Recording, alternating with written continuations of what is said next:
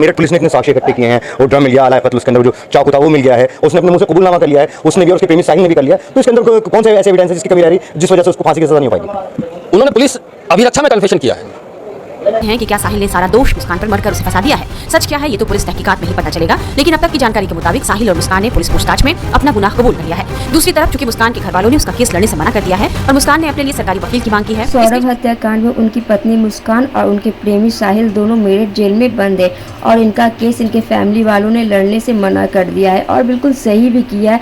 सजा तो उन्हें मिलनी ही चाहिए, इतना बड़ा क्राइम जो किया है दोनों ने, लेकिन इन दोनों ने सरकारी वकील की मांग की है। सौरभ हत्याकांड में उसकी पत्नी मुस्कान मेरठ जेल के अंदर बंद है और वहीं उसका प्रेमी जो साहिल है वो भी मेरठ जेल के अंदर बंद है, जिसको बंद होने के बाद में इन दोनों आरोपियों ने सरकारी वकील की मांग की है। लेकिन मेरठ में एक ऐसे वकील है जिन्होंने मुस्कान का केस लड़ने की इच्छा जाहिर की है, वो भी गारंटी के साथ कि मुस्कान को फांसी की सजा नहीं होगी। सुनिए, केस लड़ने की चाहत क्यों जागी।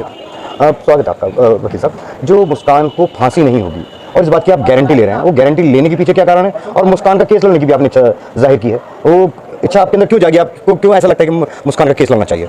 मुस्कान का जो केस है वो परिस्थिति साक्ष्य पर आधारित है, डायरेक्ट एविडेंस कोई नहीं है और जहाँ डायरेक्ट एविडेंस हो वहाँ कानून में प्रोविजन है कि उसे फांसी की सज़ा नहीं होगी। फांसी की सज़ा के लिए धारा 299 IPC को कवर करना होता है, अगर कवर नहीं है तो नहीं होगी। तो जो मेरठ पुलिस ने इतने साक्ष्य इकट्ठे किए हैं और ड्रम मिल गया, आला कत्ल उसके अंदर जो चाकू था वो मिल गया है, उसने अपने मुंह से कबूलनामा कर लिया है, उसने भी और उसके प्रेमी साहिल ने भी कर लिया, तो इसके अंदर कौन से ऐसे एविडेंस है जिसकी कमी रह रही जिस वजह से उसको फांसी की सजा नहीं हो पाएगी। उन्होंने पुलिस अभिरक्षा में कन्फेशन किया है, पुलिस अभिरक्षा में किया गया कन्फेशन साक्ष्य में ग्राह्य नहीं है और जो चीज़ साक्ष्य में ग्राह्य नहीं है उसके आधार पर आजीवन कोई भी सजा नहीं हो सकती। एविडेंस है जिसकी कमी रह रही जिस वजह से उसको फांसी की सजा नहीं हो पाएगी। उन्होंने पुलिस अभिरक्षा में कन्फेशन किया है, पुलिस अभिरक्षा में किया गया कन्फेशन साक्ष्य में ग्राह्य नहीं है और जो चीज़ साक्ष्य में ग्राह्य नहीं है उसके आधार पर आजीवन कोई भी सजा नहीं हो सकती। उसके लिए पुलिस को साबित करना कि जो परिस्थिति साक्ष्य डायरेक्ट एविडेंस कोई नहीं है, ये कोई गवाह नहीं है कि इन दोनों ने हमारे सामने उसे मारा है, इस चीज़ का कोई गवाह नहीं है। तो इस बात की आप गारंटी ले रहे हैं कि मुस्कान को फांसी कभी होगी ही नहीं। नहीं, फांसी नहीं होगी। CRPC में प्रोविजन है, कानून में ही प्रोविजन है, महिला और बच्चों के साथ सजा में रहम बरता जाता है। तो ये जो गारंटी है आपकी मुस्कान को लेकर के है या साहिल को लेकर के भी है। केवल मुस्कान के बारे में, क्योंकि महिला है, महिलाओं को कानून में रियायत दी जाती है। तो अच्छा ये बताइए, मुस्कान का जो केस आप फ्री लड़ना चाह रहे हैं, ऐसा क्यों चाह रहे हैं, फ्री क्यों लड़ना चाह रहे हैं, जबकि पूरे देश के अंदर सौरभ के परिवार वाले उसकी फांसी की मांग कर रहे हैं, पूरे देश के जिसने भी इसके केस को सुना हर कोई वो मुस्कान और उसके प्रेमी साहिल की फांसी की सजा की मांग कर रहे हैं और आप उनका केस लड़ने की बात कर रहे हैं वो भी फ्री में, ऐसा क्यों। ऐसा इसलिए, अगर कोई किसी का केस नहीं लड़ेगा तो उसे इंसाफ कैसे मिलेगा।